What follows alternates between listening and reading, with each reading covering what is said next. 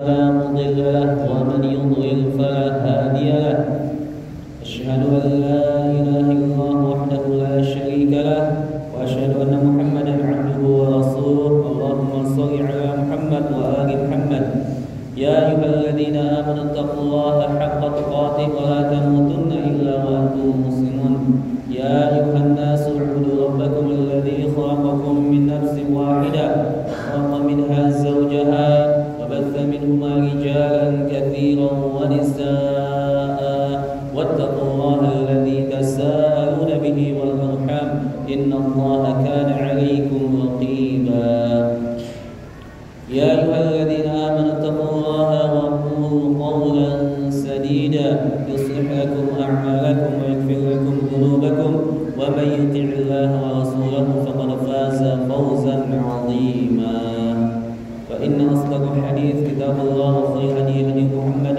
صلى الله عليه وسلم وشر الأمور محدثاتها وكل محدثة بدعة وكل بدعة ضلالة وكل ضلالة في النار فيا عباد الله أوصيكم ونفسي بتقوى الله فقد فاز المتقون. Bersyukur kita kepada Allah Subhanahu wa taala atas segala nikmat serta karunia yang Allah berikan kepada kita. Selawat dan salam tercurah kepada Nabi kita, panutan kita, suri tauladan kita sepanjang zaman Nabi Muhammad sallallahu alaihi wasallam beserta keluarganya, sahabatnya dan orang-orang yang istiqamah mengikutinya. Dan semoga kita menjadi hamba yang istiqamah menjadi pengikut Nabi hingga ajal datang menyebut kita. Selanjutnya mari kita terus tingkatkan takwa kita dengan upaya semaksimal mungkin melaksanakan perintah Allah dan menjauhi segala bentuk maksiat. Saudara yang dirahmati oleh Allah Subhanahu wa taala, kita menyadari dan meyakini bahwasanya hari kiamat itu pasti terjadi.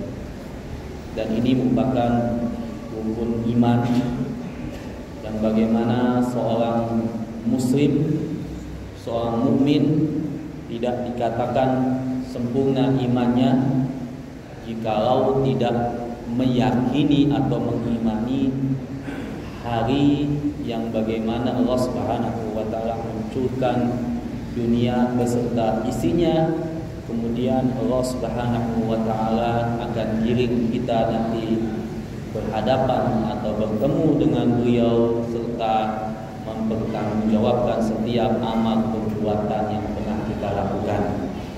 Namun sebelum datangnya hari kiamat ada beberapa proses atau fase yang akan kita alami semenjak kita hidup di dunia ini. Yang pertama tentunya ada namanya proses kematian.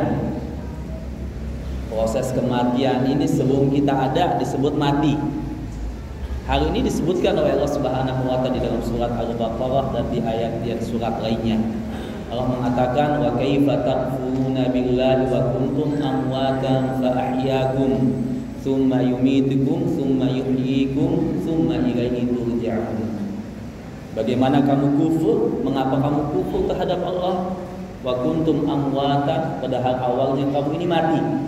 Tsumma yuhyikum tsumma yumitukum tsumma ilaihi turja'un. Kemudian Allah Subhanahu wa taala menghidupkan kamu lalu mematikan kamu lalu dikembalikan kepada Allah Subhanahu wa taala, dihidupkan kembali. Di dalam ayat yang lain Allah Subhanahu wa taala berfirman berkenaan dengan ucapan atau perkataan orang kafir yang mengatakan qalu rabbana amatna tasnataini wa ahyaytana tasnataini. Orang kafir ini mengatakan, ya Allah, Engkau telah menghidupkan kami, Engkau telah mematikan kami 2 kali dan menghidupkan kami 2 kali. Di dalam kitab Tafsir Ibnu Katsir di situ dijelaskan, para ulama menyebutkan bahwasanya proses yang disebut mati 2 kali dan hidup 2 kali. Kematian yang pertama kita belum ada, belumnya terakhir di dunia ini disebut mati. Kemudian hidup di dunia, kemudian mati, kemudian dihidupkan kembali. Maka itu dua prosesnya, 2 proses mati, 2 proses kehidupan yang Allah Subhanahu wa taala berikan kepada kita. Nah, kemudian setelah kita proses kematian yang kedua, kita akan dimasukkan ke dalam kubur. Kubur atau alam barzakh ini adalah momok atau tempat awal daripada kebahagiaan kita atau awal daripada penderitaan kita. Di dalam kubur ini bukan merupakan tempat istirahat terakhir sebagaimana kebanyakan orang mengatakan ketika mengatakan jenazah, ketika MC menyampaikan mari kita antarkan jenazah ke tempat istirahat terakhir, dan ini salah dan perlu direvisi atau diralat. Karena kubur ini alih-alih bisa tempat kita beristirahat, justru kita tidak bisa beristirahat. Karena ada hamba-hamba yang tidak bisa beristirahat. Karena apa? Disiksa terus di dalam kuburnya. Karena apa? Karena kedurhakaannya serta kekafirannya serta kemaksiatannya kepada Allah Subhanahu wa taala ketika hidup di dunia ini. Maka saudara yang dirahmati oleh Allah Subhanahu wa taala, kapan kita istirahat? Ya istirahat ketika kaki kita sudah menyentuh surga. Istirahat itu ketika kaki kita sudah masuk atau memasuki surganya Allah Subhanahu wa taala. Itulah tempat istirahat. Itulah istirahat yang hakiki sebenarnya. Maka di alam kubur ini saudara Allah Subhanahu wa taala bagi hamba yang beramal soleh, yang taat kepada Allah Subhanahu wa taala, yang hidupnya diisi dengan ketaatan serta kesolehan, maka alam kubur ini adalah tempat yang sangat indah baginya. Ketika mereka bertanya dengan pertanyaan-pertanyaan yang bagaimana Allah Subhanahu wa taala perintahkan kepada mereka itu untuk bertanya kepada kita, maka dengan lancar dia menjawab setiap pertanyaan Allah Subhanahu wa taala. Kemudian akan dilihatkan tempatnya di surga. Di dalam kubur diperlihatkan ini tempat kamu di surga. Maka dia berdoa kepada Allah Subhanahu wa taala agar disegerakan hari kiamat dan ingin cepat-cepat memasuki tempat yang disiapkan oleh Allah Subhanahu wa taala. Namun bagi hamba yang durjana, yang kebanyakan melakukan kemaksiatan dibandingkan dengan ketaatannya semasa hidup di dunia, maka ketika berada di dalam kubur terus disiksa oleh malaikat, bertanya mereka tentang beberapa hal, man rabbuka, man nabiyyuka, man ikhwanuka, man kibratuka, ditanya pertanyaan-pertanyaan tersebut. Kemudian dia mengatakan dengan sambil teriak mengatakan aku tidak tahu, aku tidak tahu. Maka di situ malaikat diperintahkan oleh Allah Subhanahu wa taala untuk memberikan siksaan yang pedih kepadanya. Kemudian diperlihatkan tempatnya di neraka. Diperlihatkan tempatnya neraka yang menyala-nyala serta mengerikan. Lalu dia berdoa kepada Allah Subhanahu wa taala, ya Allah jangan Engkau datangkan hari kiamat. Ya Allah jangan Engkau datangkan hari kiamat. Kenapa? Karena siksaan yang lebih berat kepada pelaku dosa, para durjana adalah ketika nanti dimasukkan ke dalam nerakanya Allah Subhanahu wa taala. Wa ya'udzubillahi dzalika na'udzubillahi min dzalik. Makanya saudara Allah Subhanahu wa taala kembali bahwasanya kubur itu bukan tempat peristirahatan terakhir. Karena bisa jadi kubur ini adalah tempat yang waktunya kita berada dalam kubur itu lebih panjang, lebih lama dibandingkan dengan hidup kita di dunia ini. Kubur itu adalah tempat transit kita. Transit mau menuju kemana lagi setelah itu? Apakah ke surganya Allah, bahkan ke nerakanya Allah Subhanahu wa taala. Kemudian selanjutnya saudara Allah Subhanahu wa taala, ketika kita dibangkitkan dalam kubur, Allah Subhanahu wa taala mengumpulkan kita tanpa beralas kaki, tanpa menggunakan satu helai benang pun. Lalu di situ kita menunggu catatan amal kita. Fa amma man utiya kitabahu bi yaminihi fasawfa yuhasabu hisaban yasira wa yanqalibu ila ahlihi masrura. Wa amma man utiya kitabahu wara'a dhahri fasawfa yad'u thubura wa yasla sa'ira. Ada hamba yang bagaimana diberikan catatannya pada sebelah kanannya, maka fasawfa yuhasabu hisaban yasira, maka dia akan mendapatkan hisaban yang mudah dari Allah Subhanahu wa taala, dan dia akan kembali bersama berkumpul dengan keluarga-keluarganya yang beriman dengan gembira. Namun wa amman utiya kitabahu wara'a dhahri, ada hamba yang menerima catatannya dari belakangnya, maka dia berdoa, maka dia berteriak dan mengatakan, celakalah aku. Fasawfa yad'u thubura wa yasla sa'ira. Dia mengatakan celakalah aku, dan siap-siap dia akan dimasukkan oleh Allah Subhanahu wa taala ke dalam api yang menyala-nyala. Saudara umat Allah Subhanahu wa taala, kelak di akhirat nanti ketika kita dibangkitkan oleh Allah Subhanahu wa taala karena sibuk memikirkan catatan amal kita, kita kelak tidak akan memikirkan istri kita, pasangan kita, anak kita, saudara kita, harta kita, enggak. Maka pernah pada suatu hari Aisyah menangis. Lalu Nabi SAW bertanya, apa yang menyebabkan kamu menangis wahai Aisyah? Lalu Aisyah mengatakan, aku menangis karena takut akan neraka, aku ingat akan neraka.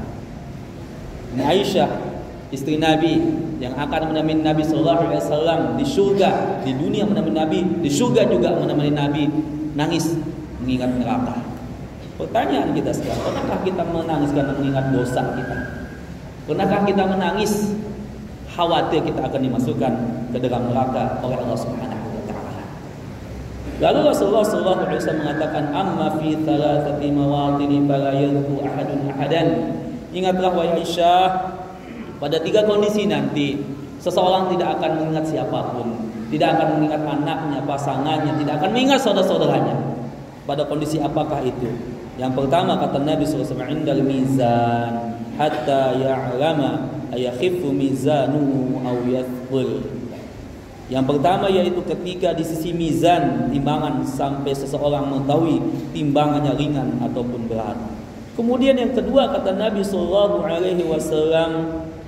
yaitu ketika dikatakan wa indal kitab hina yuqalu ha'umqra'u kitabiyah hatta ya'lama aina yaqa kitabuhu afi yamini afi shimali amin wara'i dhahri wa inna sirati idza wudi'a baina dhahri jahannam. Kemudian pada kondisi kedua yaitu ketika berada pada sisi kitab catatan amal, ketika dikatakan ambillah kitabmu, bacalah kitabmu ini, sampai ia mengetahui apakah catatannya itu diambil di sebelah kanannya atau sebelah kirinya, bahkan justru dari belakangnya. Kemudian yang ketiga kata Nabi SAW, ketika berada di sirat, jembatan yang dibentangkan di atas jahanam. Maka inilah 3 kondisi kata Nabi SAW, seorang hamba tidak akan mengingat siapapun pada kondisi tersebut.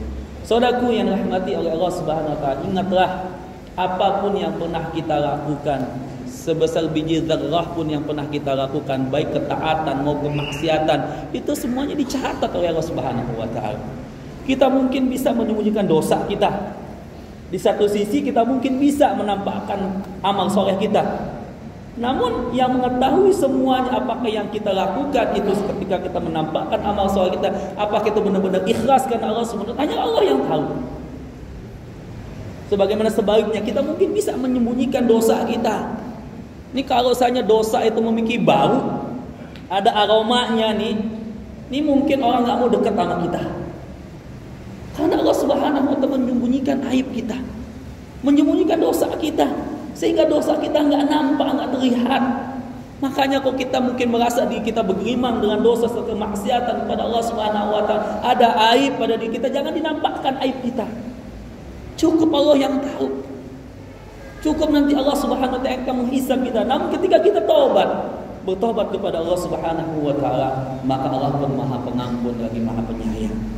Yauma yab'atsuhumullahu jami'an fayunabbihum bima 'amilu ahsahu Allah wa nasuh wallahu 'ala kulli syai'in syahid. Pada hari ketika mereka dibangkitkan, ketika kita manusia ini dibangkitkan oleh Allah Subhanahu wa taala, semuanya kita dibangkitkan. Lalu diberitakan kepada kita apa yang kita kerjakan, la kabirun wala saghir, tidak yang besar maupun yang kecil, tercatat di situ. Ahsahu Allah wa nasuh. Padahal kita telah melupakannya. Dosa-dosa yang pernah kita lakukan, kemaksiatan yang pernah kita lakukan, mungkin seminggu yang lalu kita melupakan dosa kita. Bahkan justru yang kita ingat kebaikan kita. Ahsahullah wa nasuh.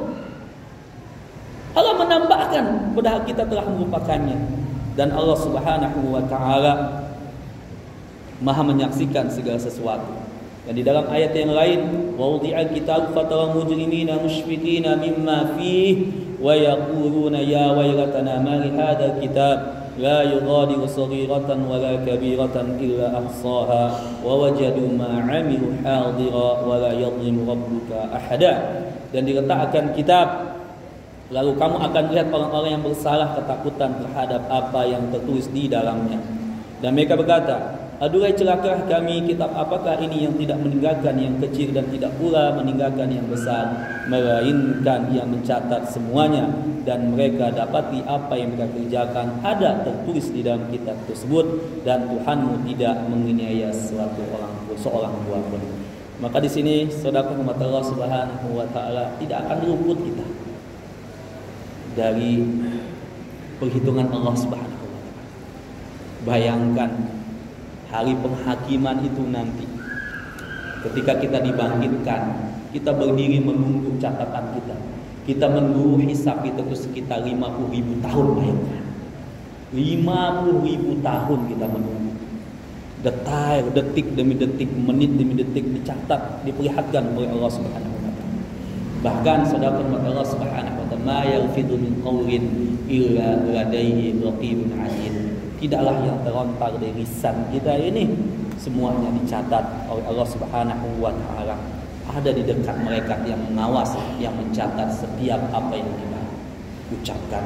Maka pernah Imam Ahmad bin Hanbal pernah merasakan sakit, lalu dia berintih karena kesakitan karena sakit yang beliau derita.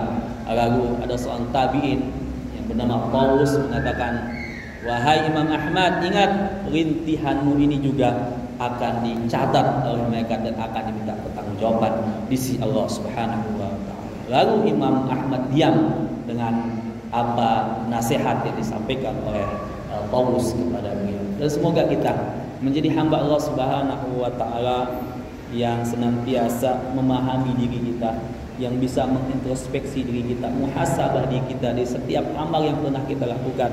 Karena sesungguhnya saudara Allah Subhanahu, demi Allah kita tidak akan luput dari penghakiman Allah, tidak akan luput dari perhitungan Allah Subhanahu wa taala. Sekecil apapun dosa yang pernah kita lakukan, faman ya'mal mithqala dzarratin khairan yarah wa man ya'mal mithqala dzarratin syarran yarah. Bang siapa yang melakukan sekecil amal pun akan mendapatkan balasannya, akan ada perhitungannya.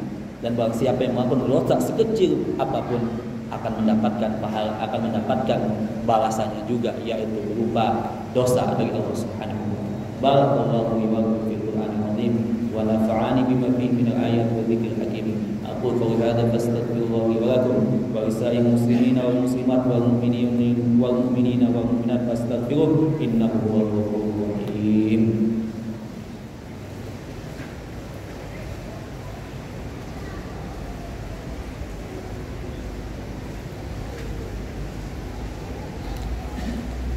Alhamdulillahi rabbil alamin, hamdan yuwafi ni'amahu wa yukafi mazidah. Ya Rabbana lakal hamdu kama yanbaghi li jalalika karimi 'azimi sultanik. Allahumma shalli ala Muhammad wa ali Muhammad kama shallaita ala Ibrahim wa ala ali Ibrahim innaka Hamidum Majid. Ya ayyuhalladzina amanu taqullaha haqqa tuqatih wa la tamutunna illa wa antum muslimun.